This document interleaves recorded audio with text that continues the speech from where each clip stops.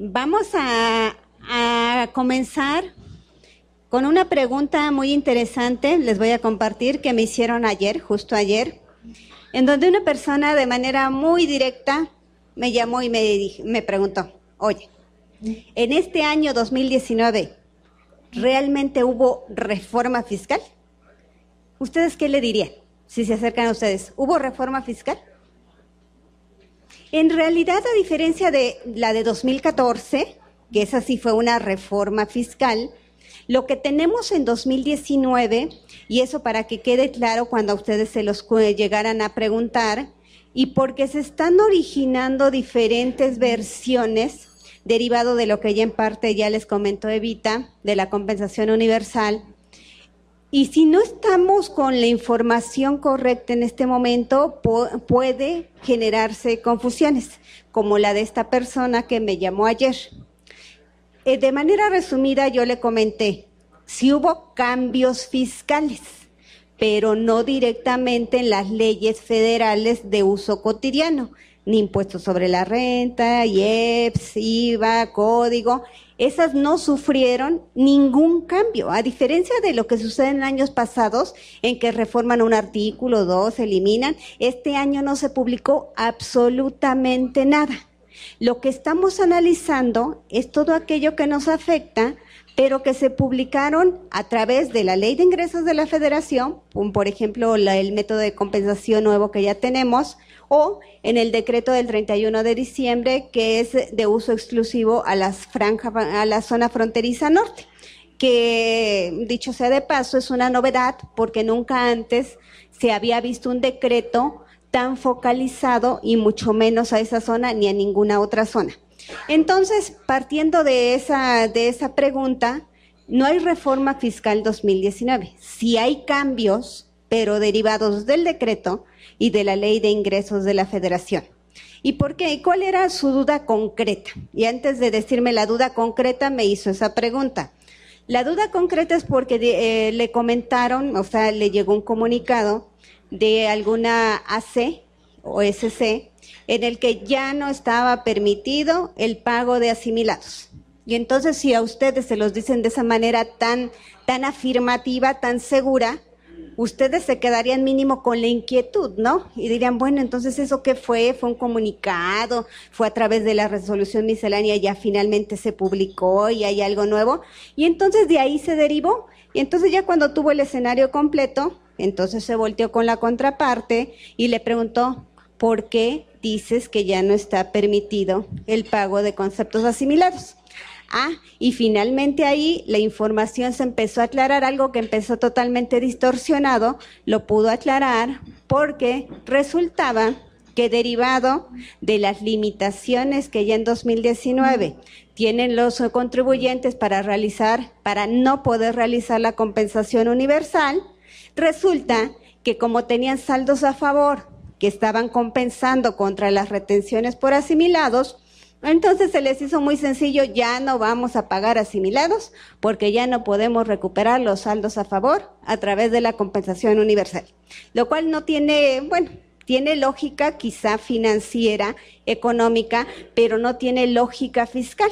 Entonces, un contribuyente que no esté informado le pueden vender algunas ideas que no son del todo precisas.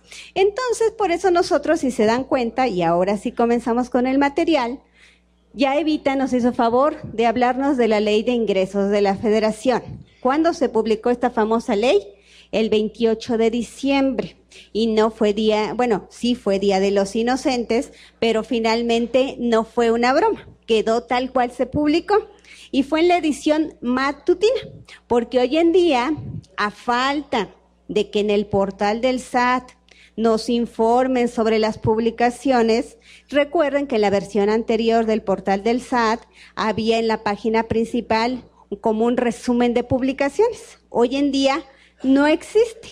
A falta de ello, nosotros tenemos que remitirnos al Diario Oficial de la Federación directamente a su página, o les sugiero que también se inscriban o nos sigan en @consejerofiscal, en donde les damos a conocer casi de manera inmediata todas las publicaciones de interés que ocurren en el Diario Oficial de la Federación. Y tenemos el presupuesto de egresos de la Federación, que también ya nos comentó Evita, que también se publicó el 28 de diciembre, pero en su edición vespertina, porque ahora ya tenemos la matutina y la vespertina.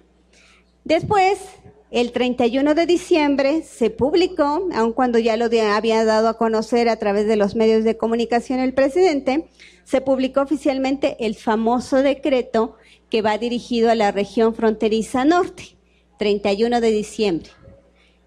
Y derivado de ello, de este decreto, dado que el mismo decreto prevé que se publicarían las reglas a más tardar el 7 de enero, es decir, hubo un desfase. Primero nos dan a conocer el decreto, pero no dieron a conocer simultáneamente las reglas para que resultara ya de aplicación inmediata a partir del 1 de enero, que es cuando se pretende que entre en vigor este decreto.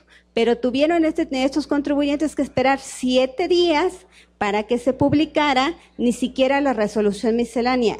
Es una versión anticipada de la 6ª resolución de modificaciones que se publicó justo el lunes pasado, el 7 de enero.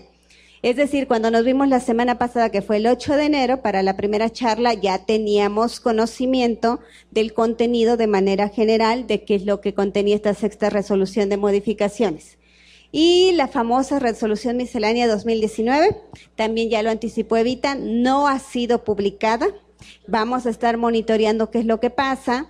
De momento, para todos aquellos que simplemente no queramos meternos en complicaciones legales, sabemos que a través de la 3ª resolución de modificaciones se reformó el primero transitorio, en donde nos indican que el contenido de la de 2018 seguirá vigente hasta en tanto no se publique la versión 2019.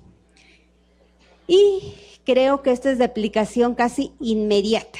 Si ustedes después de esta charla van a llegar corriendo a su oficina a verificar cómo quedó timbrada su nómina, esto es lo que no se les debe de olvidar. ¿Por qué?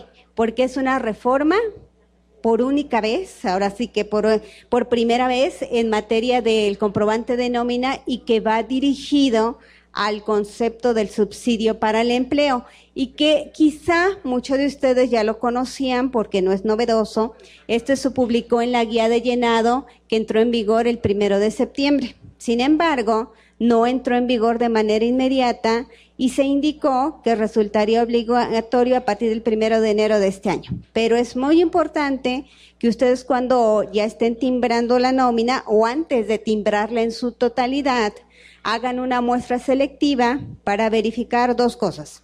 1, primero, pregúntenle a su área de nómina si ya realizaron alguna actualización de su programa de nómina. Si les dicen que no han realizado ninguna actualización, quiere decir que el timbrado que puedan hacer en esta primera nómina puede estar mal, porque necesariamente debe de haber una actualización, ya sea gratuita o con costo, para poder darle salida a esta nuevo regla de llenado y cumplamos con los requisitos y no tener ningún problema, porque la autoridad, y con toda razón, está muy interesado que para 2019 se corrija una omisión que no es culpa del contribuyente, que no es culpa del desarrollador, fue una omisión de origen que nadie se dio cuenta, algunos de nosotros sí lo comentamos, pero que finalmente este año sí está pretendiendo corregirlo a través de un mecanismo, desde mi punto de vista, que no soluciona el problema, pero al menos le da una alternativa al contribuyente. Y justamente comenzamos con esto, con el timbrado de nómina.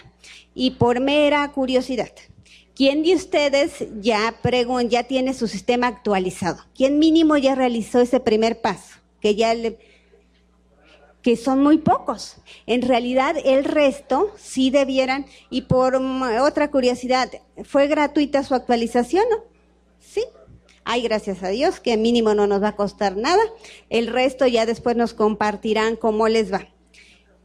Y derivado de esto, otra pregunta frecuente para los contribuyentes que están teniendo que hacer esta actualización es ¿qué tanto soporte jurídico tiene esta modificación que nos están obligando a hacer a todas las personas obligadas a timbrar comprobante de nómina?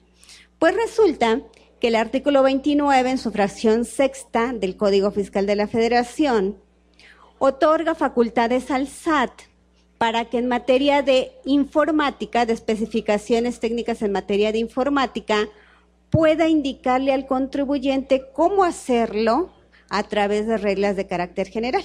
Las reglas de carácter general es la resolución miscelánea, que como ya vimos, todavía está vigente la de 2018. Entonces nos remitiríamos a la regla 271, que nace del Código Fiscal de la Federación por la facultad que le da al SAT. Y en esta regla nos indica que el SAT publicará en su página los complementos que le permite al contribuyente, ya sea que por sus actividades o por su sector, tenga que incorporar requisitos adicionales. Y esto ya lo conocemos nosotros ya a estas alturas, y después de haber vivido la experiencia de la versión 3.3, conocemos toda la estructura que implica la versión 3.3. Pero un complemento significa que además de esa estructura base, son datos adicionales que se adhieren a este comprobante para, en este caso, para una actividad específica que es el pago de nómina. Y aun cuando para este 2019 y desde el año pasado el comprobante de nómina, si ustedes recuerdan, ya tiene la jerarquía de comprobante fiscal. Si ustedes se remitieran a un archivo XML, el tipo de comprobante que indica N, que es de nómina, comprobante de nómina, hasta antes de la versión 3.3 y del complemento en su versión 1.2, si ustedes analizan un archivo XML, tipo de comprobante, ¿recuerdan qué decía que era? De egresos. Entonces, hoy en día ya no es un comprobante de egresos, es un comprobante fiscal con esa jerarquía, pero al cual se le incorpora este complemento que nosotros sabemos que se llama complemento de nómina. Y teniendo como fundamento este artículo, esta regla, la autoridad publicó el complemento de nómina y conforme a la misma regla, nos obligan a que el uso de para el uso de complementos debemos, o sea, ni siquiera no nos lo da como una opción, no lo establece como opción, debemos seguir las guías de llenado que publique el SAT en su portal. Es decir, esta regla de llenado no es opcional, es obligatoria, derivado de las disposiciones que acabamos de repasar. Y entonces, si ustedes se van a descargar la guía de llenado, que está en el portal del SAT, es donde está apareciendo esta manita, se darán cuenta que, como les comentaba, está vigente a partir del 1 de septiembre del año pasado. ¿Y en qué consiste esta modificación? Y para este caso para este ejemplo tomamos 3 casos de 3 trabajadores con diferente nivel de ingreso.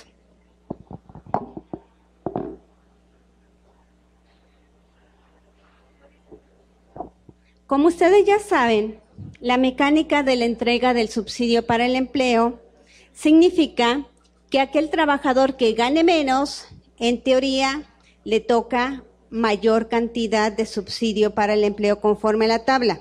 De la aplicación de ese subsidio para el empleo pueden resultar 2 situaciones. 1, que el subsidio para el empleo sea mayor que el impuesto determinado, y en consecuencia le tengamos que entregar efectivamente esa diferencia, o, como en el segundo caso, que de la resta del subsidio para el empleo al impuesto determinado simplemente se vea reducido el impuesto, pero no le tengamos que entregar nada por concepto de subsidio para el empleo.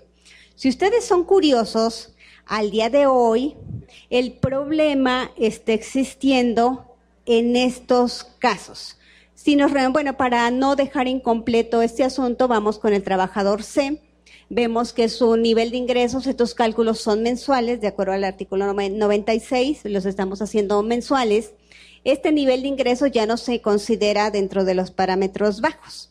En consecuencia, no le corresponde ningún importe por concepto de subsidio al empleo.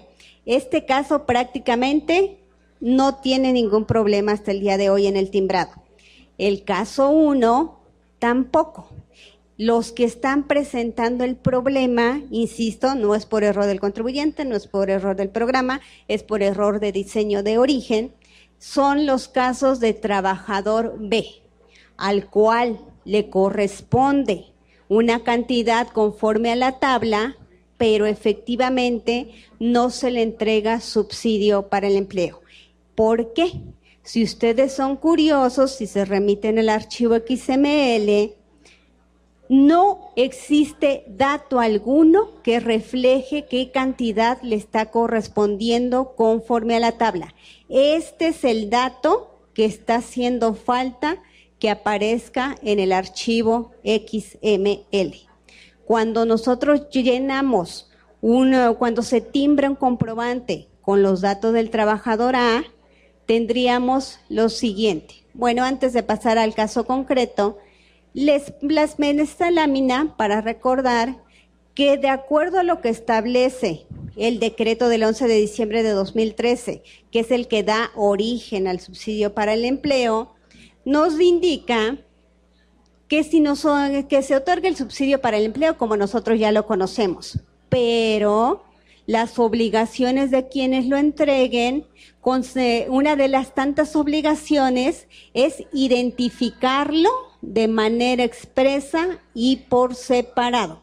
Es decir, aquella cantidad que yo le estoy restando y que le correspondió conforme a la tabla, debo de desglosarlo en el recibo. Entonces, bajo este antecedente de lo que nos dice este decreto, que es lo que no se había venido cumpliendo en el caso de los trabajadores B,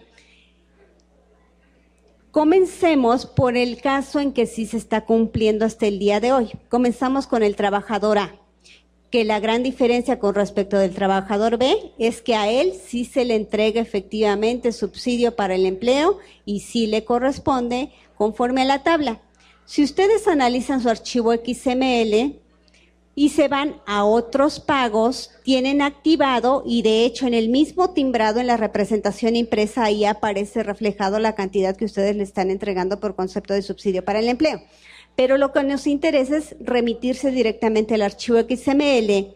En el apartado de otros pagos van a ubicar la clave 2, subsidio para el empleo, van a identificar la cantidad que se le está entregando, que en este caso son 79 pesos, pero además van a encontrar desplegado otro apartado que ya es para indicar lo que ellos llaman causado. Causado equivale a lo que le correspondió conforme a la tabla.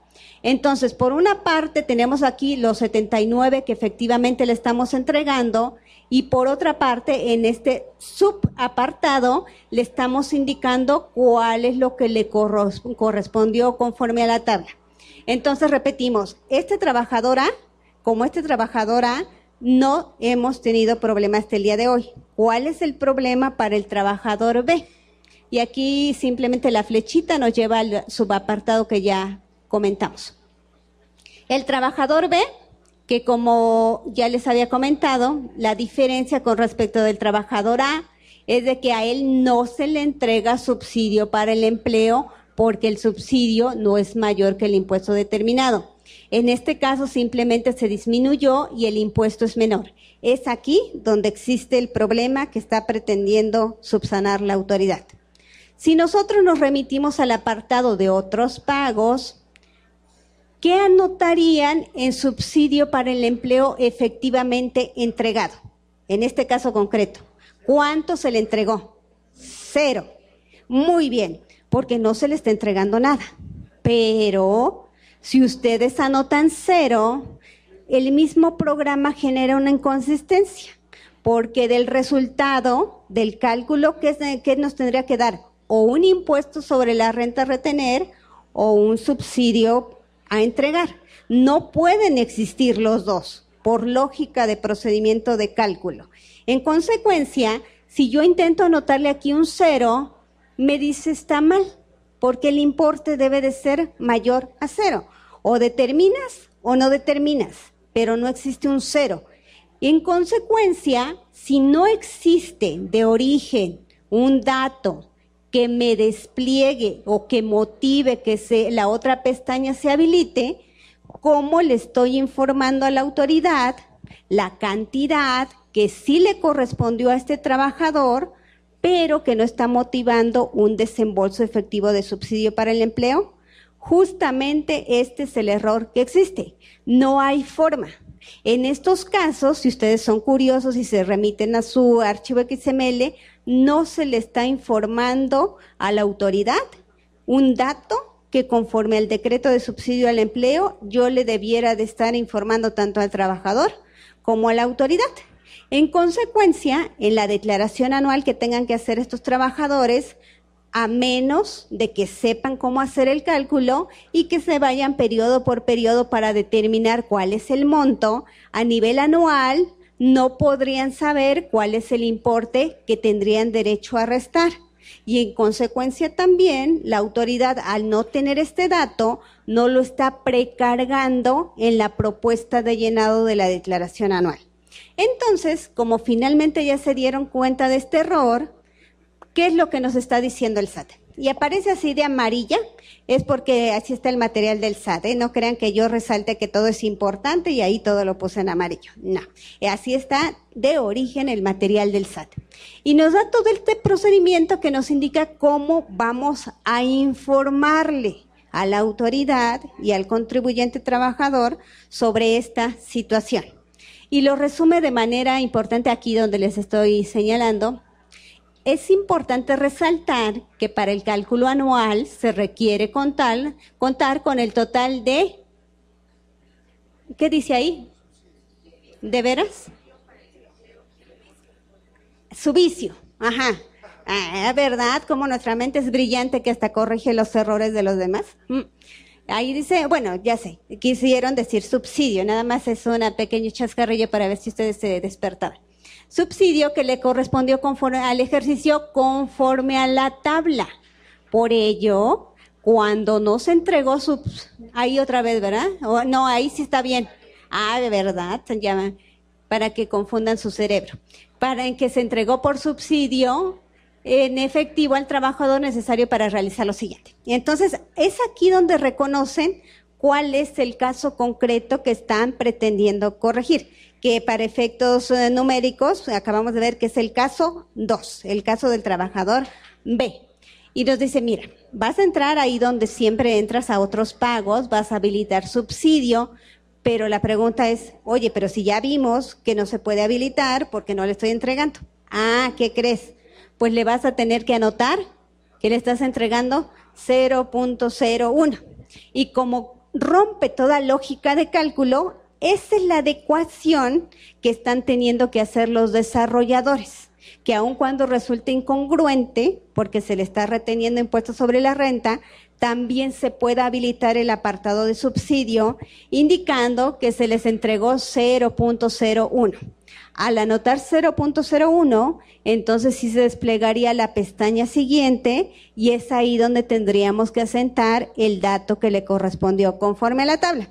Entonces quizá ustedes no lo van a percibir en su totalidad, porque si su programa está trabajando bien, lo único que van a tener que hacer es verificar un caso de este tipo de trabajadores y ver si ya efectivamente se está asentando 0.01 en otros pagos y el campo de subsidio causado se está anotando el dato que le correspondió conforme a la tabla. Pero sí es muy importante que ustedes averigüen, mínimo debe de existir una actualización o les debió de haber llegado información, los proveedores generalmente mandan información y estaba desplegando muchos programas un mensaje, recuerda con las nuevas disposiciones y ya te decía, ¿no? ¿Qué es lo que tenías que hacer? Contacta a tu proveedor, ¿no? Algo así decía. Bueno, entonces, ¿cómo lo tendríamos que hacer? ¿Y por qué desde el 1 de enero? Aun cuando les comenté que esta guía de llenado está vigente desde el 1 de septiembre del año pasado, esto, si tienen buena memoria, está contenido aquí en el apéndice 5.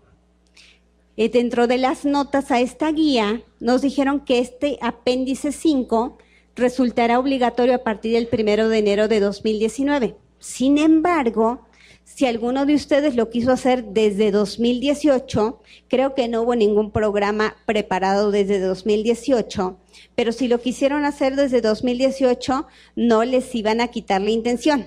Pero ya que lo iban a empezar a hacer a partir de septiembre, la condición es hazlo por todo el año. Es decir, tendrían que regresarse a retimbrar todo enero, agosto, para que resultara coherente el dato que le llegara a la autoridad. Yo creo que nadie en 2018 lo hizo, nadie. Y en consecuencia, los trabajadores van a seguir con esta duda de qué importe anotar en su declaración anual.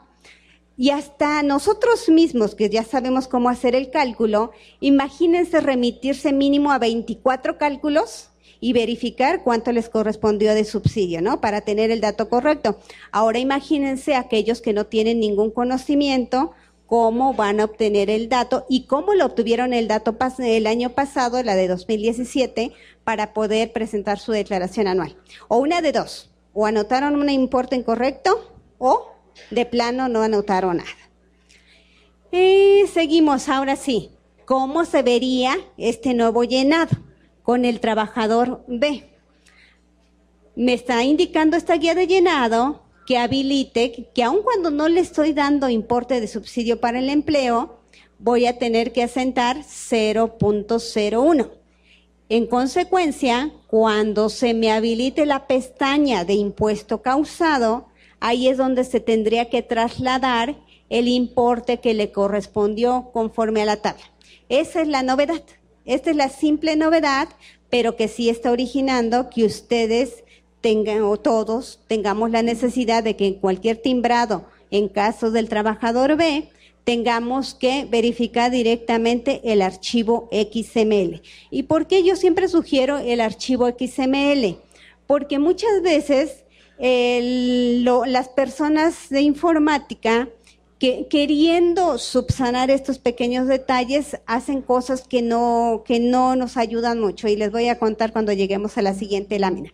Pero de momento les quise traer esta lámina que es como estaba el simulador de la declaración anual en el campo de subsidio para el empleo, que aun cuando aquí no lo dice de manera literal, es el subsidio para el empleo que le correspondió conforme a la tabla, porque es el que tiene derecho a restar el trabajador.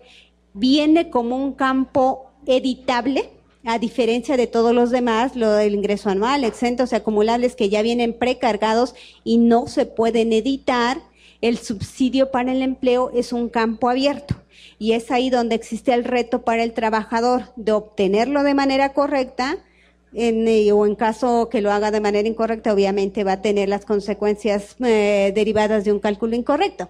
Entonces, de momento, para este año, dado que no todos ejercieron la facilidad de retimbrar toda su nómina para corregir esta omisión, sigue de libre llenado, pero es altamente probable que derivado de esta reforma, ya para la declaración que tengan que hacer de 2019, exactamente, ahí estamos en transición, de 2019, ya este campo venga como los demás, prellenado y ya no se pueda editar, porque va a depender de la adopción de esta nueva regla de llenado.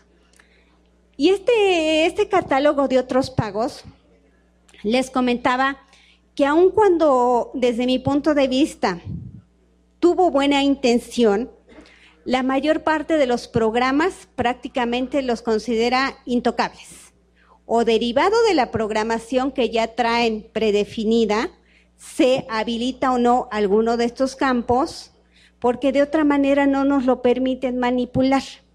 En el programa gratuito del SAT, quien tenga un trabajador o dos, se habrá dado cuenta que es mucho más sencillo estas situaciones especiales, subsanarlas porque no está condicionada a nada, simplemente es de libre llenado.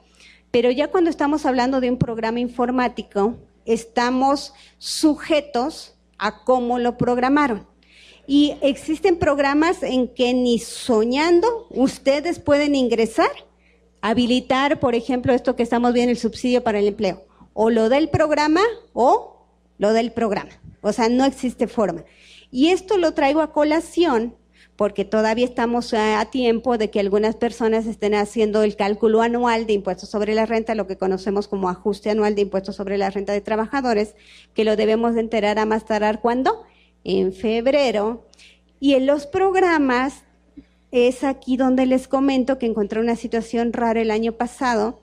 Para los saldos a favor tendrían que estarse utilizando, desde mi punto de vista, de manera muy estricta, esto, cuando salen saldos a favor que estamos compensando. Existe una clave específica para saldos a favor que compensamos.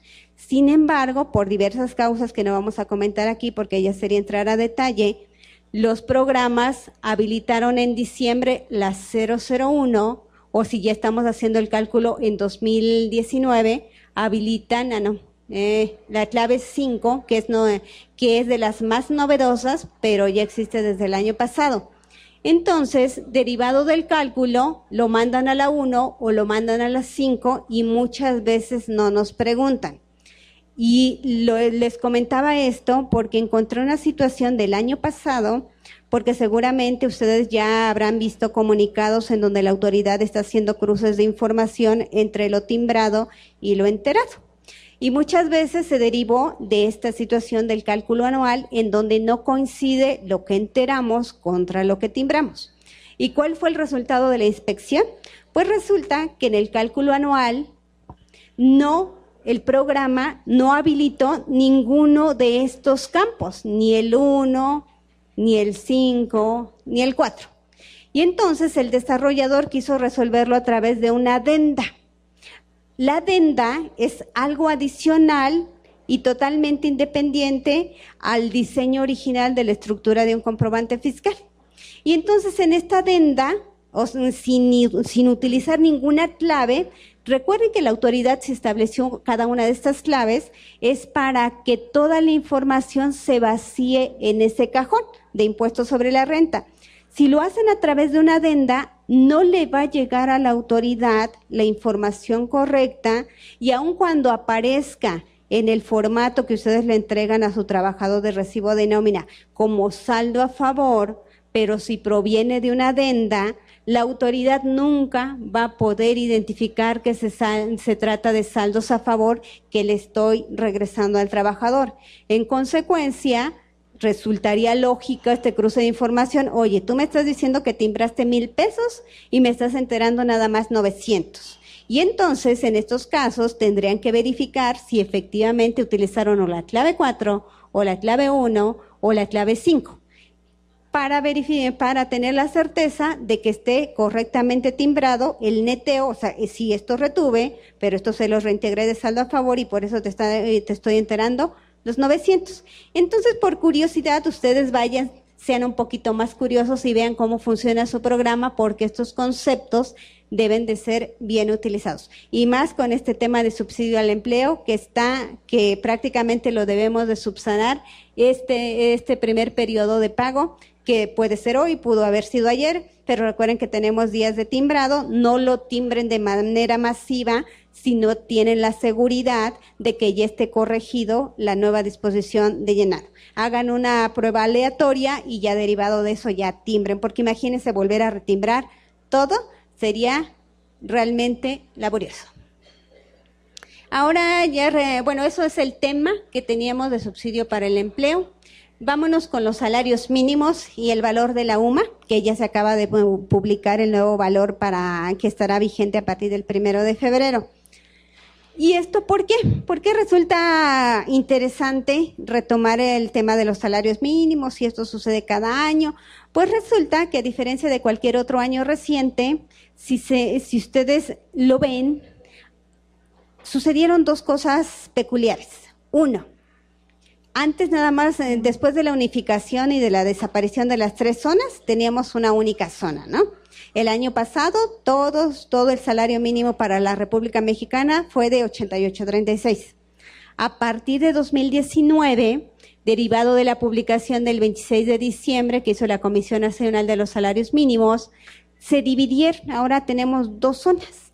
la zona que le llamaron zona libre de la zona fronteriza, y así está en el decreto, zona libre de la zona fronteriza, en el cual se le estableció un salario mínimo totalmente diferente y más grande que hubiéramos visto en los tiempos recientes.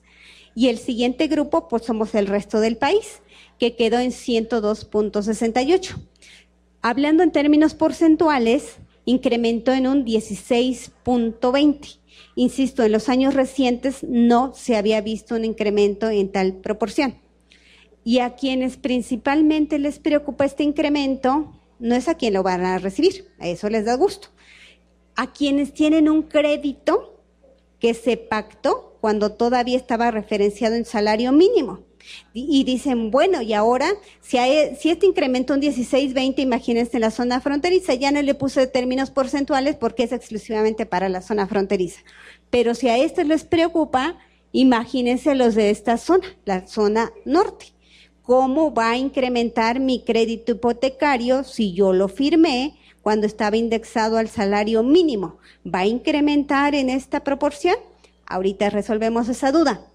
Pero también comparándolo con el valor de la UMA, que ya a partir de febrero, el valor de la UMA, el nuevo valor de la UMA se publicó el 10, apenas se acaba de publicar la semana pasada, el 10 de enero, pero recordemos que aun cuando ya está publicada, entra en vigor hasta el 1 de febrero, por lo cual en enero todavía sigue vigente el valor de 80.60. Y comparándolo otra vez con este valor, 102.68, se incrementó en un 27.39% o 21.53%, que es el diferencial de la inflación. La UMA, recuerden que se actualiza en función de la inflación y las cifras oficiales dicen que la inflación el año pasado fue de 4.83. ¿Y cómo sabemos este dato? Justamente el día 10 pasado se publicó el Índice Nacional de Precios al Consumidor de diciembre, el cual nos permite calcular la inflación acumulada del año pasado, que aun cuando se decía que era de 6 y cachito, oficialmente quedó en 4.83. En esa misma proporción se actualizó 80-60 y quedó en 84.49. Y entonces, acá abajo nada más les puse como mera referencia para que vean que la distancia entre la UMA y el salario mínimo el año pasado, vean aquí, prácticamente una diferencia de 8 pesos, aquí sí se vuelve unas diferencias importantes. Ahora vamos a ver lo de los créditos hipotecarios. De acuerdo al decreto del 27 de enero de 2016, que fue el decreto que desindexó el salario mínimo a cualquier valor de referencia, nos indica a través de su sexto transitorio que todos aquellos créditos pactados en función al salario mínimo y que hubieran sido otorgados por Infonavit, por Fobiste o por cualquier otra institución del Estado dedicada al otorgamiento de crédito, continuarán actualizándose bajo los términos y condiciones que hayan sido estipulados. Es decir, todo aquel crédito que se firmó antes de la entrada en vigor se deben de actualizar conforme a las condiciones estipuladas. Esto quiere decir que aquellos que se firmaron antes de este decreto y que estaban en función del salario mínimo, a ellos son a los que les está preocupando este incremento tan representativo del salario mínimo. Afortunadamente, en su siguiente párrafo limita esta posibilidad. En el evento de que el salario mínimo se incremente por encima de la inflación, y regresamos a la lámina anterior, se incrementó por encima de la inflación. Si vimos que la inflación fue de 4.83, incrementó 16.20, ¿estamos en ese supuesto? Sí. ¿Qué pasa entonces en ese supuesto? Estas instituciones no podrán actualizar los créditos a una tasa que supere el crecimiento porcentual de la UMA. Es decir, los créditos se van a actualizar máximo en un 4.83%. Entonces, los trabajadores que tengan créditos de ese tipo pueden estar respirando tranquilamente. 4.83 sería lo máximo que incrementarían, que si lo vemos en función de 16.20 es prácticamente el triple, ¿no? Entonces, qué bueno que existió esa disposición, nada más para que lo vigilen. Ahora sí, pasamos con el tema del famoso decreto. que está dando mucho de qué hablar, justamente porque lo que les comentaba hace un momento, se publica primero el decreto, pero carece de reglas de aplicación. Entonces, ¿cómo se están subsanando estas situaciones? Y comenzamos con lo que nos dice el artículo primero del decreto, que primero para saber quiénes son los beneficiarios de este decreto. Son los 6 estados que justamente si ustedes ven el mapa de la República Mexicana, los que están colindando con nuestro vecino del norte, son los 6 estados: Baja California, Sonora, Chihuahua, Coahuila, Nuevo León, nada más Anáhuac y Tamaulipas. Y son 45 municipios. Si ustedes tienen curiosidad de contarlos, son 45 municipios los que están siendo beneficiados por el decreto. ¿En qué consiste y el decreto, para verlo de manera ordenada, se divide en 2 partes? Uno, hay un estímulo para el impuesto sobre la renta y hay un estímulo para el impuesto al valor agregado. No son los mismos contribuyentes beneficiarios para impuestos sobre la renta que para el IVA. Entonces debemos de verlo de manera separada. Puede ser que coincidan, puede ser que sean beneficiarios de ambos impuestos, pero también puede ser que no. Entonces, por eso hay que analizarlo de manera separada. Y la otra precisión, este estímulo es opcional. Quien no quiera utilizarlo, es decir, no es que esté establecido en una ley y que esté de aplicación obligatoria. Los contribuyentes pueden utilizarlo o simplemente ignorarlo. Si lo quieren utilizar, van a tener que seguir todas las reglas que vamos a ver. ¿Y por qué es necesario conocerlo aun cuando no estemos en la zona fronteriza? Porque seguramente ustedes pueden tener algún cliente de aquí establecido fuera de la zona fronteriza y tener su domicilio fiscal en la zona fronteriza o viceversa, tener su domicilio allá, pero tener una sucursal acá. Entonces, para ver cuál va a ser la mecánica, dado que están involucrados ahora sí 2 tipos de ingresos, de la zona fronteriza y aquellos que no son de la zona fronteriza. Y para efecto del impuesto sobre la renta, ¿quiénes serían los contribuyentes beneficiarios? Primero, personas morales que tributen en el título 2, que es lo que conocemos como régimen general, o en el título 7º, capítulo 8º, que son aquellos que tienen ingresos de hasta 5 millones de pesos y que tienen la posibilidad de calcular su impuesto sobre la renta con base en el flujo de efectivo.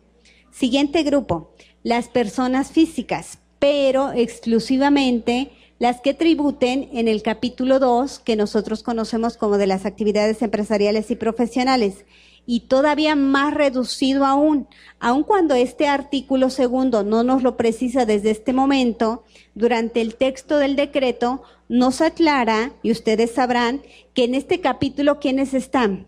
Personas físicas que obtienen ingresos por honorarios y por actividad empresarial. Pues resulta que si ustedes son de esos sujetos que obtienen de esos 2 ingresos, no van a poder utilizar el estímulo por lo que corresponda a ingresos por honorarios. Exclusivamente es por la realización de actividades empresariales.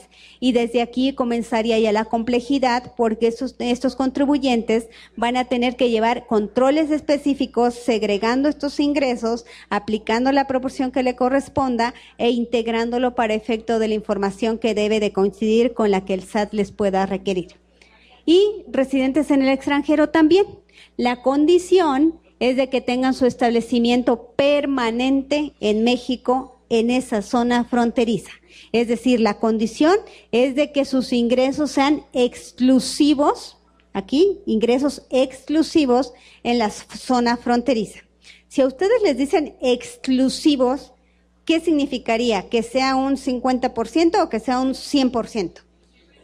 Exactamente, así como la exclusividad que hoy se dan los jóvenes, ¿no? Entonces, la exclusividad quiere decir que nada más 90% estoy contigo y 10% puedo estar con alguien más. No, ¿verdad? Es el 100%. Pero aquí resulta que lo exclusivo no es un 100%. Lo exclusivo es un 90%. ¿Y cómo sabemos que es un 90%? Por lo que viene más adelante. Se considera que son exclusivamente de la región fronteriza norte cuando lo que obtengan en esta región represente al menos el 90% del total de los ingresos que obtengan en la República Mexicana. En pocas palabras, lo exclusivo no fue tan exclusivo, les dieron un margen de un 10%, ¿no? Y dice que vamos a estar sujetos a las reglas que expida el SAT. Y recuerdan que les dije que ya expidió reglas en la sexta versión, en su versión anticipada, pues es la siguiente lámina. Dice que para efecto de determinación de esta exclusividad del 90%, vamos a excluir dos segmentos más. Lo que yo obtenga de ingresos en esta zona fronteriza, le voy a restar todo aquello que sea enajenación de bienes intangibles o las de comercio digital. Una vez que ya excluí estos conceptos, ahora sí voy a hacer mi división y si el resultado es un 90%, me considero que estoy obteniendo ingresos exclusivos en la zona fronteriza. Y esto, ¿por qué es importante? Se aclaró en esta regla porque en el decreto no lo precisaba. Y de hecho, ustedes tengan cuidado porque antes de la publicación de estas reglas ya circulaban diferentes artículos en donde nos ponen ejemplitos, en donde no consideraban esta exclusión, consideraban que eran dos proporciones, dos cálculos diferentes. Uno, en los que sí se podría considerar los intangibles y comercio digital, para la determinación de este 90%. Sin embargo, esta regla ya es muy precisa y para la determinación de los ingresos exclusivos se excluyen estos dos rubros. Ahora, ¿en qué consiste este famoso estímulo fiscal? En términos muy coloquiales, la gente está diciendo es una reducción al 20% en la tasa del impuesto sobre la renta. Y puede ser que sí, si estuviéramos hablando exclusivamente de personas morales, porque su tasa de impuesto es de un 30%. Si la reducción consiste en una tercera parte, pues entonces estarían pagando el 20%. Lo que les falta decir es que es de manera proporcional. Pero si se tratara de una persona física, que ya vimos que las personas físicas sí pueden ser beneficiarias de este decreto, ¿les correspondería un 20%? ¿O estaría en función de la tasa que cada uno tuviera? Aquí ya no representaría un 20%, representa que dependiendo de la tasa de impuesto, que puede ser hasta de un 35%, las 2/3 partes incluso puedan ser mayores a un 20%. Entonces, pero en términos generales, este decreto me dice que es la tercera parte del impuesto sobre la renta causado, tanto en el ejercicio como en pagos provisionales. ¿Y contra qué lo voy a acreditar? Contra el impuesto sobre la renta causado en el mismo ejercicio o en pagos provisionales. Pero, y aquí viene la segunda condición, ya calculamos la proporción para saber si son ingresos exclusivos. Ahora voy a determinar otra proporción para saber cómo este resultado de impuestos sobre la renta, qué parte sí le corresponde el estímulo y a qué parte no le corresponde el estímulo. Va a ser en la proporción que representen los ingresos totales, que es muy parecida a la fórmula. Ingresos totales de la zona fronteriza entre los ingresos totales percibidos en el resto del país. Y la proporción dice que se calcula de la siguiente manera. Divide ingresos totales que obtengas en la zona fronteriza entre la totalidad de ingresos. Es una fórmula muy simple. Lo que yo obtengo como resultado lo multiplico por 100, se expresa en porcentaje, pero nuevamente, y aquí sí se reitera desde el decreto, que para calcular esta proporción no debo de incluir bienes intangibles y comercio digital. Es decir, comercio digital e intangibles no juegan ni en la determinación de ingresos exclusivos, ni tampoco en la determinación de la proporción que le corresponde al estímulo. Entonces pareciera un juego de palabras. Resultaría muy sencillo un contribuyente que está establecido y su domicilio fiscal está en la zona fronteriza y no tiene ningún establecimiento en ninguna otra parte. Ahí prácticamente sus ingresos son exclusivos de la zona fronteriza. Ahí sí son 100% exclusivos en la zona fronteriza. ¿Qué porcentaje del estímulo le correspondería? El 100% del estímulo. El juego de números comienza cuando sí tienen su domicilio fiscal en la zona fronteriza, pero quizá tengan establecimientos en otro lugar y entonces únicamente se puede aplicar el estímulo en la proporción de los ingresos en esa zona fronteriza, ingresos reducidos por estos comercio digital e intangibles. Es ahí donde empieza la parte interesante, pero si fuera un contribuyente 100% con actividades allá, creo que la mecánica está bastante simple, ¿no? Micrófono, por favor. Ajá, gracias, Charlie. Y aprovechando y avanzando, ahorita vamos a ver lo que nos establece esta regla de resolución miscelánea con respecto ya de los requisitos.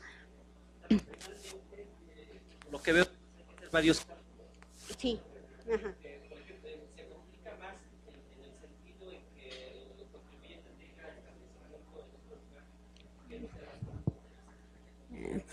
No se escucha, ¿verdad? A ver, dale un golpecito a ver si ya responde. Sí, y aquí tenemos, listo. Bueno, finalmente este procedimiento se complica más porque es muy natural, como comentas, y fácil de aplicarlo para los que tengan ingresos allá, pero los que tengan sucursales aquí en el DF y en cualquier otro estado, se complica más el proceso, ¿no? Sí, son cálculos adicionales. ¿Y el beneficio cómo lo ves tú? ¿Que realmente sí es grande o...? Dependiendo, porque imagínense que si, su domicilio fiscal lo tenga aquí en la ciudad, en el área metropolitana, y tenga una sucursal que represente el 1% de sus ingresos. No sé, o sea, tal vez digan, pues no prefiero no complicarme la vida. Porque no es de manera automática. Cuando lleguemos a lo que es el programa de colaboración permanente con la autoridad, ahí es donde van a decir, bueno, por el 1% que tengo allá, pues prefiero seguir pagando lo que pago. Claro. Pero si están sus ingresos son al 100% allá, sí queda claro, creo que sí ahí sí podría resultar atractivo. Claro. Bueno, entonces, ahora sí vamos a empezar a ver los requisitos. ¿Quieres ser beneficiario de este estímulo de la reducción de tu tasa de impuestos sobre la renta? De este acreditamiento, pues te debes de inscribir, personas físicas o morales que deseen, es aquí donde está la posibilidad. Si no deseas, pues no presentes el escrito, no presentes todo esto que te voy a decir, pero tampoco puedes aplicar el estímulo. Te vas a inscribir a algo que se va a llamar, o ya se llama, Padrón de Beneficiarios del Estímulo para la Región Fronteriza. ¿Cómo lo vas a hacer? A través del portal del SAT. ¿Cómo? Pues ya se liberaron lo que se conoce dentro del anexo 1A como las fichas de trámite y generaron un apartado especial que lo identificaron como DEC. Y para la inscripción, para el impuesto sobre la renta, le dieron el número 1. Aviso para inscribirse, aun cuando no diga aquí que es del impuesto sobre la renta, el 1 corresponde a impuesto sobre la renta, el 4 corresponde al IVA. Entonces, para que ustedes los tengan identificados y están publicados, aquí los contribuyentes, si son personas físicas o representantes legales, si son personas morales, deberán manifestar bajo protesta de decir verdad que cumplen todos los requisitos. De primera instancia, simplemente yo manifiesto bajo protesta de decir verdad que cumple todos los requisitos que me está estableciendo para poder ser beneficiario. Si la autoridad detecta que no cumple con algún requisito, no procederá a su inscripción. Se lo hará saber y el contribuyente podrá de nueva cuenta comenzar el trámite siempre y cuando esté dentro del plazo. Y aquí me llama la atención el plazo. Tienen plazo hasta el 31 de marzo. Imagínense, si son contribuyentes que ya traen su historial, ¿cuándo tienen que hacer su primer pago provisional? En febrero ya. Entonces, ¿por qué dieron ese margen? Sí es cierto que en el segundo ejercicio yo tengo la posibilidad de juntar los 3 primeros meses, pero es únicamente en el segundo ejercicio. No me queda muy claro por qué dieron este plazo tan amplio, aunque en realidad, si quieren, ya pueden, los contribuyentes ya pueden estar iniciando ese trámite. Simplemente es un dato curioso, porque hasta marzo yo creo que debió de haber sido más limitado para que ya no tengan incertidumbre de poder aplicar o no el impuesto, la reducción desde enero. Seguimos, este es lo que se publicó en el anexo 1A. Respecto de este decreto, ya comentamos que el 1 es para impuestos sobre la renta, el 4 es para el IVA, Los demás son para darse de baja. Si se arrepienten por ahí de junio y dicen esto está muy complicado, mejor me salgo, entonces se van a dar de baja. Pero ¿qué pasaría? La consecuencia de arrepentirse en junio significaría de que todo aquello que dejé de pagar de enero a mayo, voy a tener que presentar declaraciones complementarias actualizando el impuesto. Entonces, el arrepentirse a esa altura del año no es tan conveniente. Hay que evaluarlo desde el principio. Para efecto del IVA, pues ahí simplemente, el IVA se determina cada cuándo, mensual. Entonces, ahí no hay mayor problema. Pero impuesto sobre la renta, recordemos que los pagos son a cuenta del impuesto anual. Bueno, entonces el 2 es para darse de baja del impuesto sobre la renta, el 5 para darse de baja del IVA, el 3 que es para aclarar, para desvirtuar cualquier causa por el cual la autoridad le esté notificando que ya no puede continuar en el padrón de estos beneficiarios. Y el 6, que es muy importante, es lo que les comentaba, informe al programa de verificación en tiempo real para contribuyentes que asuman o que quieran adoptar este estímulo fiscal. Vamos a ver más adelante en qué consiste. Bueno, la autoridad, una vez que reciba la solicitud, tiene un mes para resolver. Es decir, si ustedes ya presentaron el aviso desde el 7, que se liberó ya esta versión anticipada, tendría la autoridad hasta el 8 de febrero para contestarles si están inscritos o no en el padrón.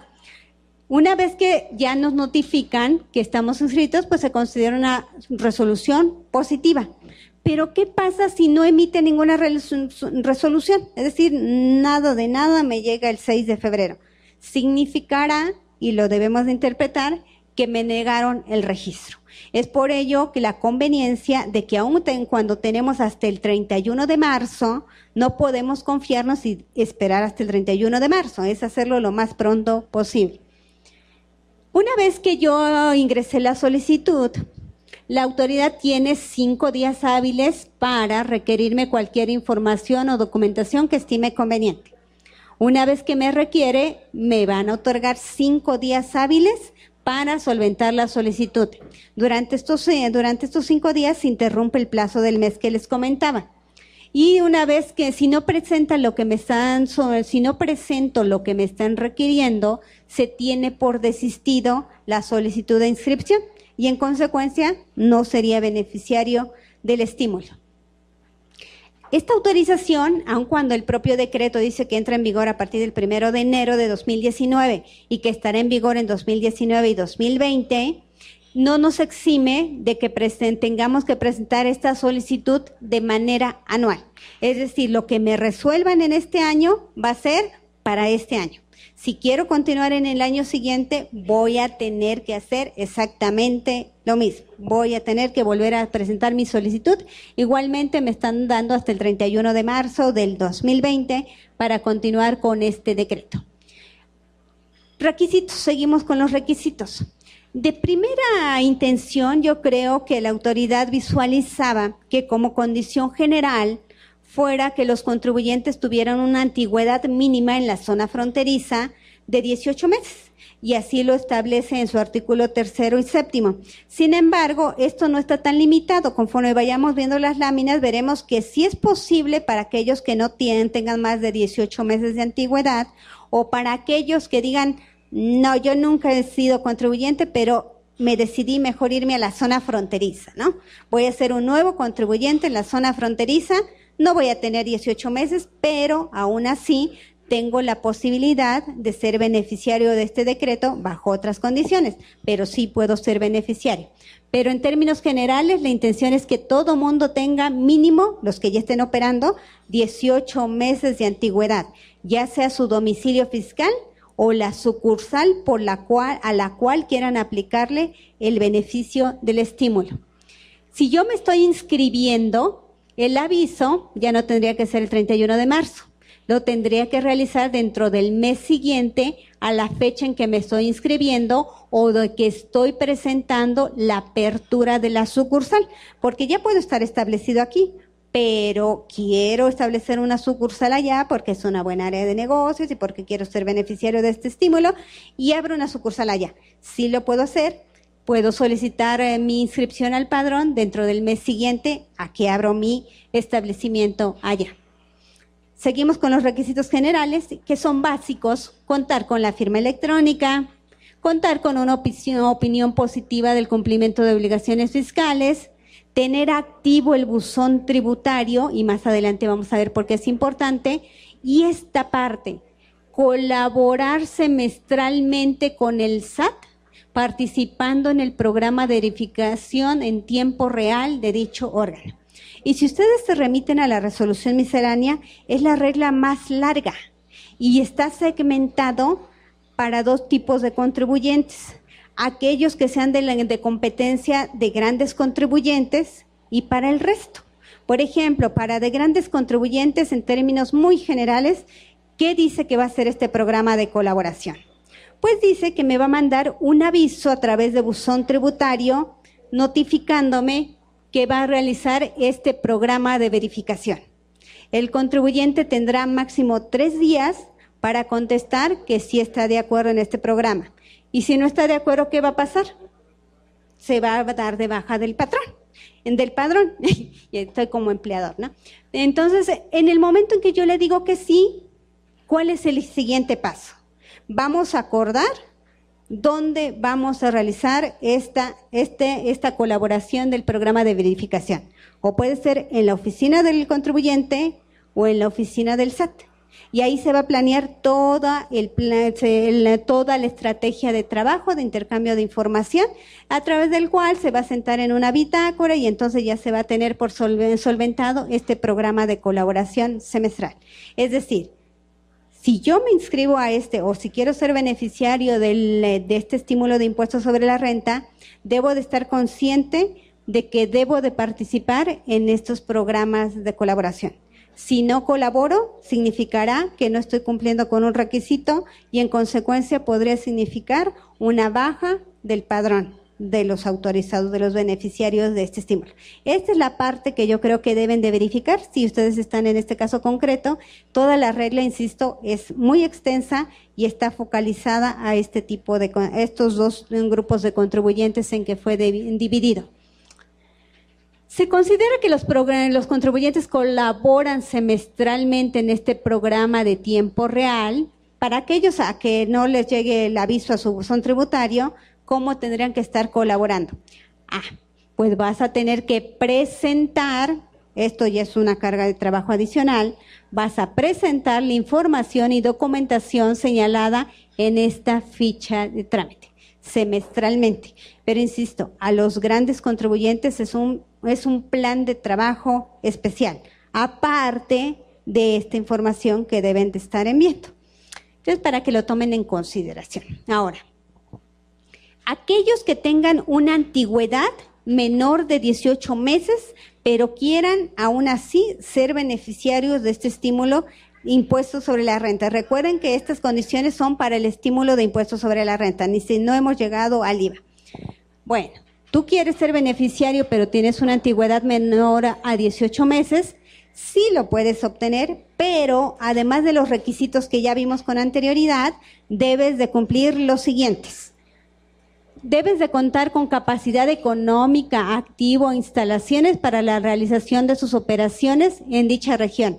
Y deben de acreditar que para realizar sus actividades dentro de esa región utilizan bienes nuevos. Y la condición del 90%, que eso no es nada extraordinario, entra dentro de lo mismo. ¿Qué se considera un bien nuevo? Para efectos de este decreto, se considera bien nuevo aquellos que se utilicen por primera vez en México. Aun cuando en otra parte del mundo ya estén usados, si llegan por primera vez a México, se consideran nuevos. O también, si ustedes compran bienes de activo fijo que hubieran sido utilizados ya en México, siempre que se transmitan dichos bienes, pero que no provengan de una parte relacionada. Y es aquí donde empieza lo divertido en materia de comprobantes. ¿Ustedes cómo acreditarían que están comprando un bien, cualquier bien? ¿Con qué lo acreditamos? Una factura, un comprobante fiscal. Pues de acuerdo a las reglas de resolución miscelánea, eso no es suficiente para la autoridad.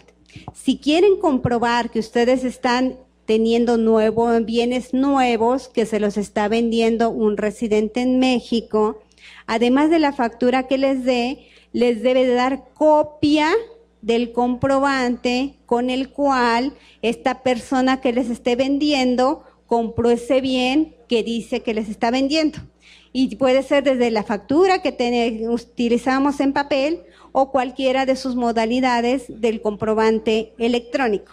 Entonces, y además de esta copia del comprobante, debe de manifestar quiénes son sus partes relacionadas. ¿Por qué? Porque una condición es que no sea parte relacionada. Bajo protesta de decir verdad, les debe de decir cuáles son sus partes relacionadas, para saber si es parte relacionada el contribuyente que está comprando o no.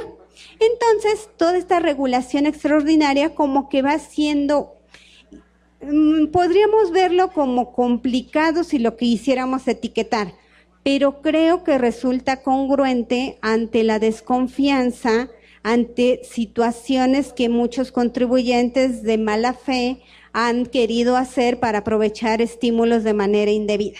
Pero un contribuyente 100% transparente, sí se le pudiera complicar toda esta situación en el afán, y insisto, yo creo que es totalmente justificable ante la desconfianza, para comprobar que no están haciendo, que no están simulando tener un establecimiento o querer abrir un establecimiento allá para aprovechar este beneficio.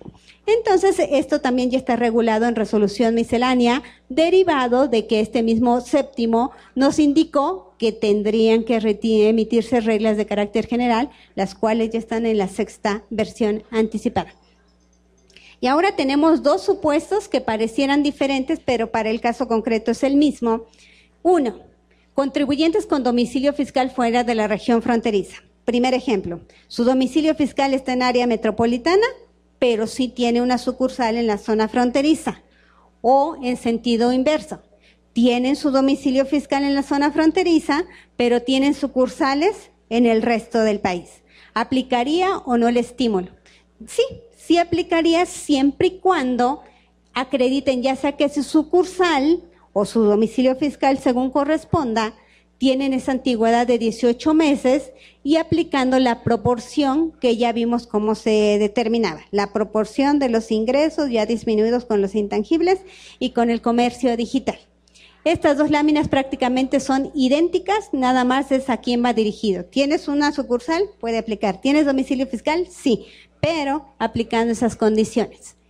Y aquí es la parte donde no debemos de olvidar. Personas físicas. Creo que esa es la parte en donde van a tener que involucrar cálculos adicionales, porque además de todo lo que ya hemos visto, ellos van a tener que hacer el cálculo adicional separando el ingreso por honorarios.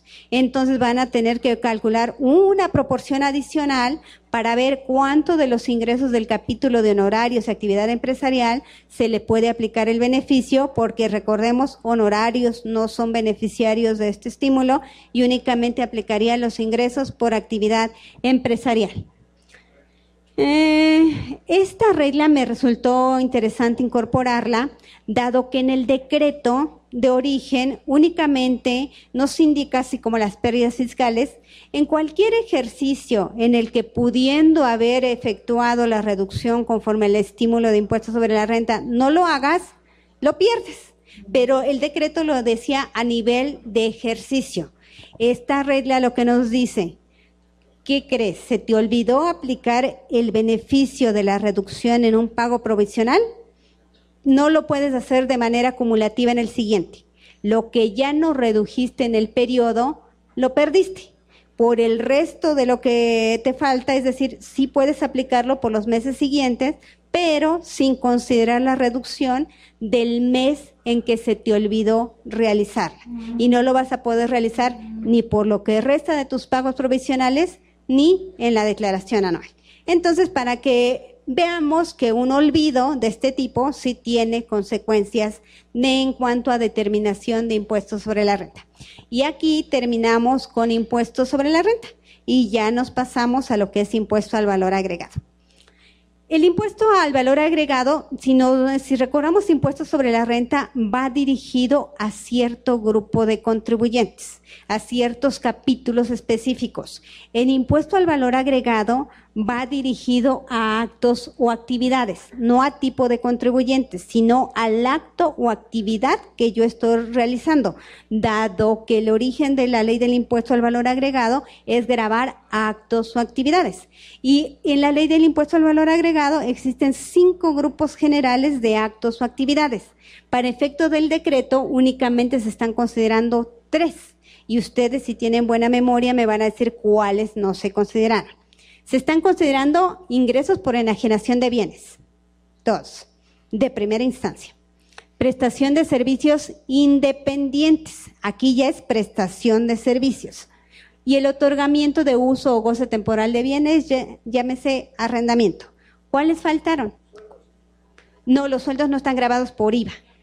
Ajá. Son los grandes capítulos que contempla la ley del impuesto al valor agregado. Contempla enajenación, prestación de servicios, arrendamiento.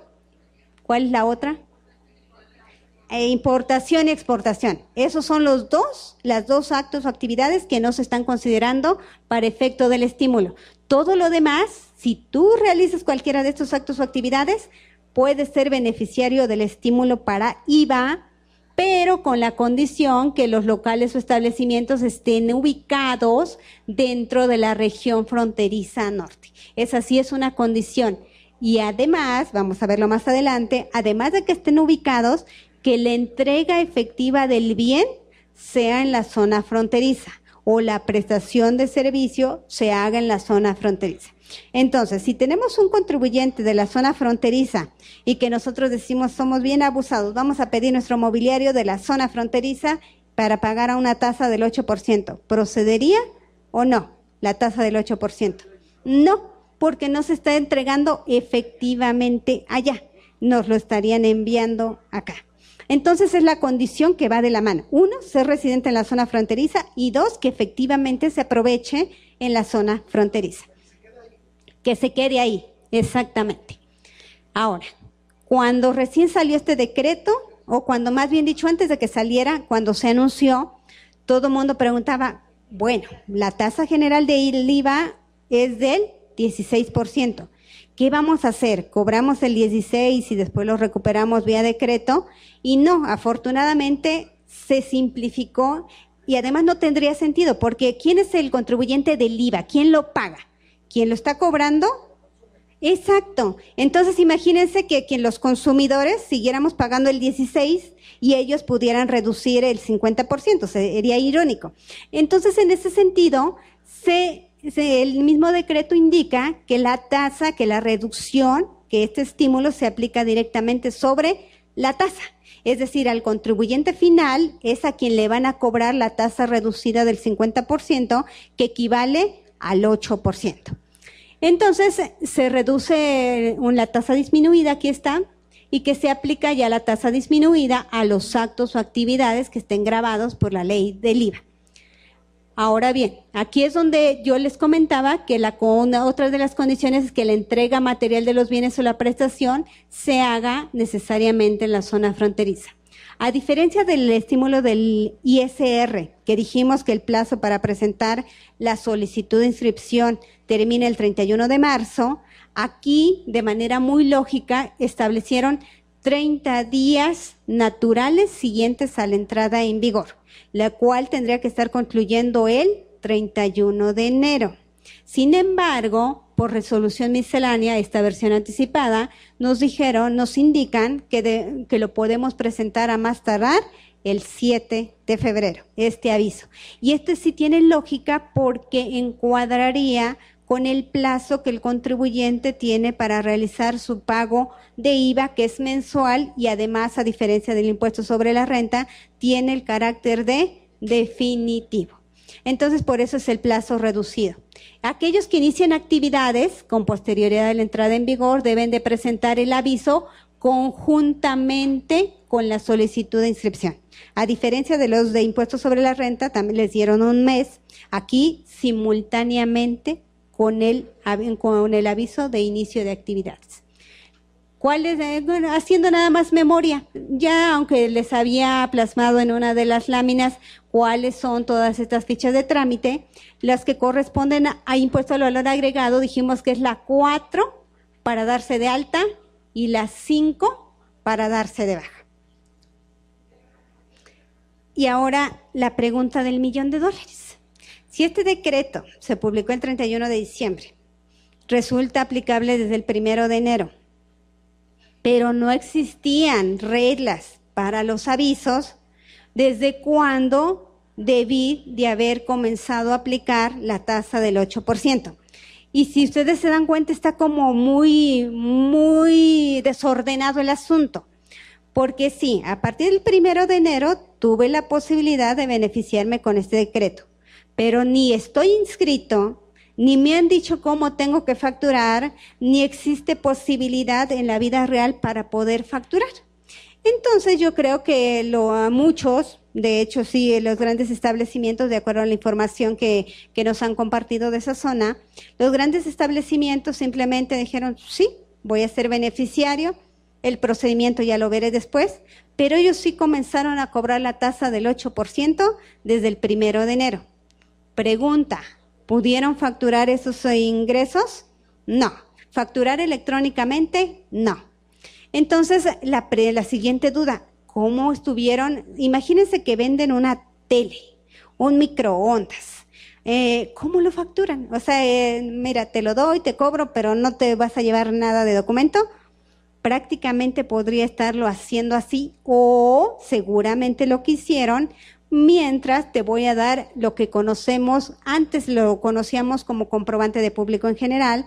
Cuando desaparece ese comprobante, ahora se llama comprobante de operaciones con el público en general, y entonces es lo que conocíamos también como comprobante simplificado, es decir, en un papelito. Mira, te doy este papelito, en tanto tengo la posibilidad de facturar electrónicamente cuando ya existan reglas de cómo hacerlo.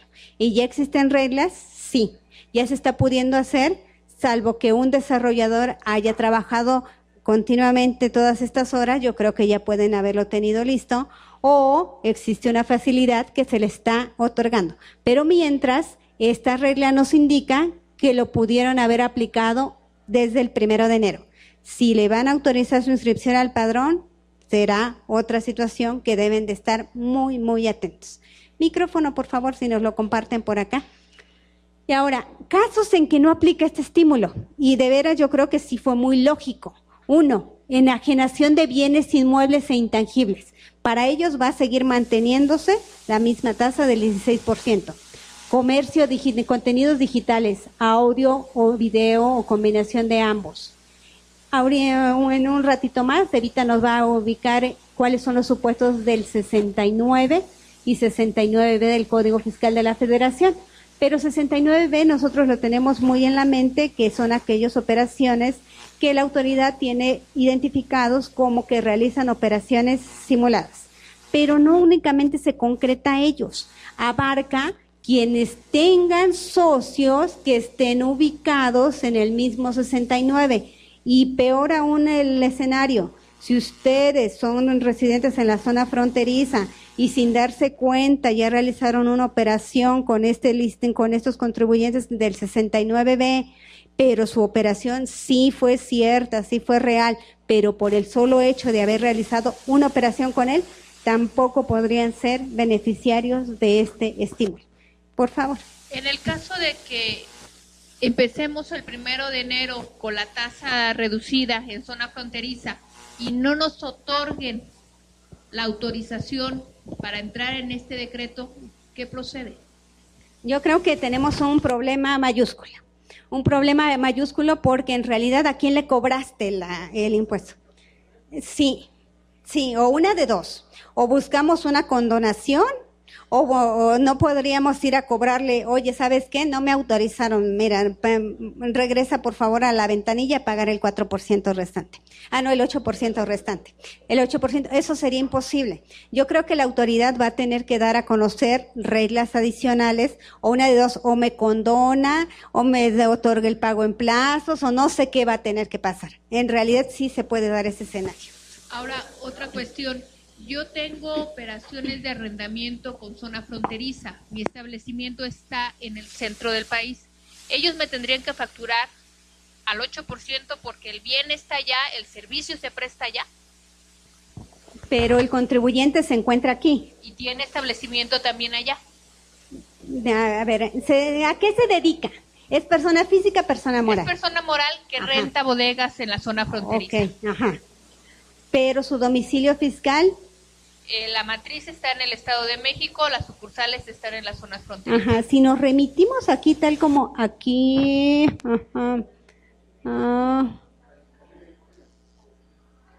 acá, locales o establecimientos. Desde aquí, dado que el establecimiento que está rentando está en la zona fronteriza, calificaría para la tasa reducida. Por este hecho, porque el establecimiento está ahí. Ajá, porque la condición es de que el establecimiento esté ahí y la siguiente condición que esté en la siguiente, que la prestación de servicios se haga en la misma zona. Entonces cumplimos las dos condiciones. En ese sentido, la renta que me empiecen a cobrar a partir de este mes de enero tendría que ser a una tasa del 8%. Del 8%. Uh-huh. Sí. ¿Alguien más levantó la mano? Entonces continuamos. Ahora, ¿qué es lo que pasa en la vida real, en la vida práctica? Los que quisieron comenzar, los que ya comenzaron a aplicar, aún sin haber estado inscritos, aún sin tener la certeza de que si van a estar inscritos en el padrón o no, y si van a estar autorizados. Si hubieran pretendido utilizar el programa electrónico que ya venimos manejando desde el año pasado, les hubiera resultado imposible. ¿Por qué? Recordemos que cuando se trata de impuestos, el mismo programa me pide, ¿de qué se trata? ¿Qué impuesto quieres plasmar en el comprobante? Y ya le digo, es impuesto sobre la renta, IVA o IEPS. Muy bien, primer filtro. Segundo, ¿este impuesto causa a una tasa, a una cuota o es exento? Muy bien, causa una tasa. Tercer filtro, ¿cuál es la tasa? Si nosotros ya le dijimos es IVA, causa una tasa, ¿cuáles eran las tasas permitidas hasta 2018? La del 0%, la del 16% y previamente ya si fue exento ya ni siquiera llegamos a porcentaje, ya hubiéramos elegido exento y hasta ahí se queda. Pero si yo intentara decirle, mira, es una tasa del 8%, el mismo programa me diría que estoy fuera de rango, porque las únicas tasas autorizadas son del 0 y del 16%, pero porque así está predefinidamente establecido en el catálogo. En el catálogo de tasas y cuotas, si nosotros nos remitimos, todo esto es de IEPS, nos concentramos nada más en las primeras de IVA. El primer rango es para la tasa 0% que aplica para el traslado, no para retención, porque recordemos que hay filtros si es de traslado o es de retención. La del 16% también para traslado, no para retención. Y para la retención, ahí sí establece un rango. La del 0 y 16 son valores fijos e inmovibles. Por lo cual, si yo intentaba indicarle el 8%, el 7%, el 4%, lo que sea, nunca me lo hubiera permitido y no me lo va a permitir tal como está estructurado el diseño técnico de esta versión 3.3. Para efecto de retención, sí me permite desde un 0 hasta un 16%, porque por facilidades, los sujetos obligados a retener el IVA mayormente lo hacen en las 2/3 partes. Entonces dividimos 16 entre 3 por 2 y nos sale un punto 1066 infinito, ¿no? Entonces ahí sí nos permite y por eso nos da este rango. Y esto no está permitido y por eso es el que resalté, este rango abierto no está permitido para el traslado, únicamente está permitido para la retención. Entonces, viendo las características informáticas, es por ello que resultaba imposible hacer una factura a la tasa del 8% con las características del diseño de la versión 3.3. Ahora, ¿cómo se va a subsanar toda esta situación? cómo se van a establecer los candados, porque recordemos que los catálogos son candados para que el contribuyente no haga más que lo que puede hacer. Es por ello que no se puede asentar una tasa del 8% porque hasta el año pasado no estaba contemplada. Ahora, ¿cómo lo van a poder hacer esos contribuyentes? Va a tener que hacer el desarrollador un filtro adicional de validación con los siguientes 3 datos. 1.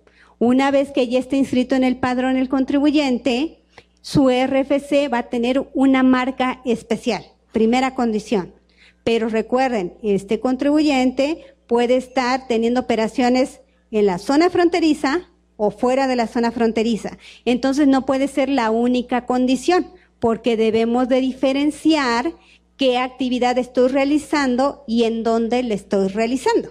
Entonces, por ello, la clave de productos y servicios también se le incorpora una marca especial, porque recordemos que dijimos que quedan excluidos la enajenación, por ejemplo, de inmuebles, lo que es comercio digital.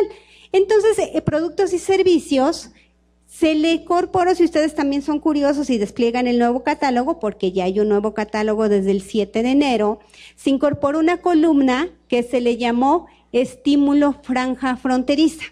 Y se le agregaron dígitos, yo les llamo dígitos diferenciadores. Se les agregó un 1 a aquellos productos y servicios en los que sí se permite facturar al 8%. Y se les identificó con 0 a aquellos en que está prohibido la utilización de la tasa del 8%. Por ejemplo, los inmuebles. Sean curiosos y vean por ahí cuáles tienen la tasa 0. Pero puede ser que sea uno de los bienes o servicios que estén permitidos, pero ¿cómo tengo la certeza que los servicios se están llevando a cabo allá? Con el código postal que le estoy anotando en el lugar de la expedición. Entonces, el catálogo de códigos postales también se le incorpora una columna que se llama igualmente estímulo franja fronteriza, diferenciándolo con el 1 o con el 0. Entonces, si ustedes descargan ya la nueva versión de catálogos, que recordemos que están en un archivo de Excel, ustedes pueden observar estos cambios y estos tres datos le van a servir al certificador para establecer un filtro adicional a los que ya tenemos y verificar si cumplen con estas 3 condiciones, si pueden utilizar la tasa del 8%. Y todo esto los desarrolladores lo están llevando a cabo a través de un documento que se llama así, especificaciones para la descarga y consulta de la lista LCO, de la lista de RFC, validaciones adicionales, características diferentes, todo esto. Existe el documento de largo. Entonces, eso es lo que tendrían que estar haciendo. Ignoro si ya existe un programa que ya tenga todo este diseño para poder facturar. Pero yo creo que la autoridad ya vislumbró esta situación, que dio un periodo de gracia que vamos a ver más adelante. Y la regla, la 11.11.3 de la sexta resolución de la versión anticipada de la sexta resolución de modificaciones, nos indica que para efecto de expedición de los comprobantes, ¿qué es lo que tengo que hacer? Desde mi punto de vista, la fracción primera no es del todo precisa, pero bueno, vamos a ver cuál fue su intención. Recordemos que apenas están aquí enganchándose, ¿no? Se mira, te vas a ir al campo, tasa o cuota. Muy bien. Entonces, por eso les desplegué ya el catálogo modificado. Lo que está aquí ya es el catálogo modificado, ya es el que está vigente para que lo utilicemos o que los desarrolladores ya estén comenzando su implementación. Dice, ¿te vas a tasa o cuota? Bueno, aquí está, tasa o cuota.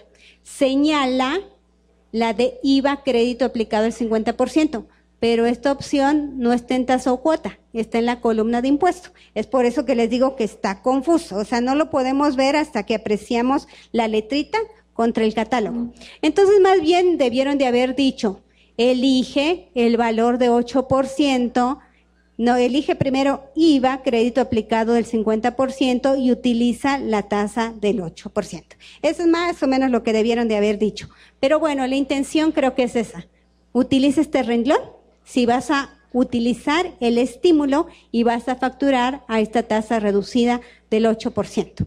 Después, la mecánica indicaría que todos estos contribuyentes que quieran ser beneficiarios del estímulo de la tasa reducida del IVA tendrían que presentar el aviso y esperar. Este tiempo de respuesta sí me llamó la atención, 72 horas. O sea, en 72 horas tendrían que conocer si están autorizados o no, porque dice que una vez transcurridas 72 horas a la presentación del aviso, su RFC ya tendría esa marca específica de sí poder facturar a la tasa del 8%.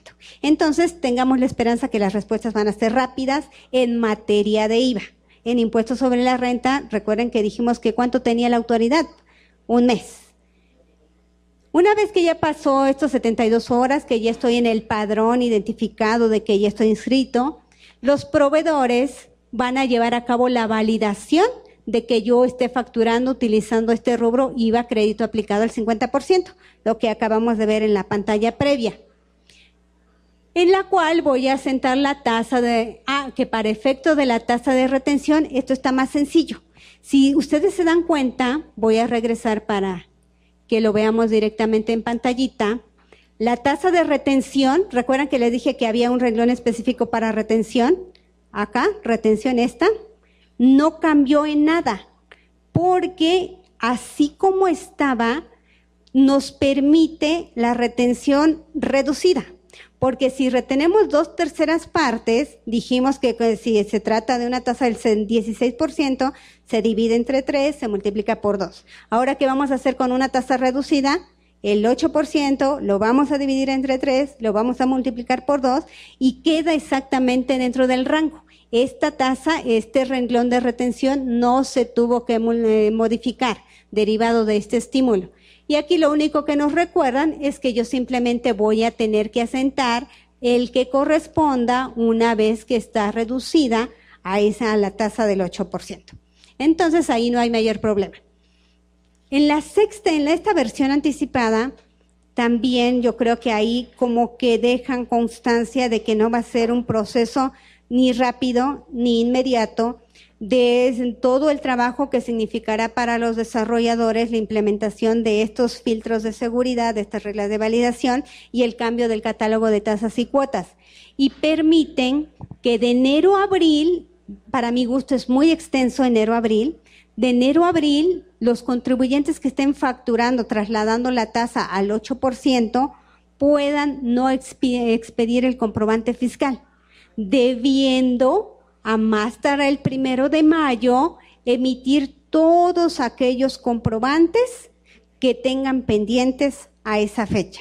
Entonces, por una parte, le dan este plazo al emisor y otro aquí en contraparte, aquellos que lo reciban, dice que lo podrán recibir a más diferido, a más tardar el 1 de mayo.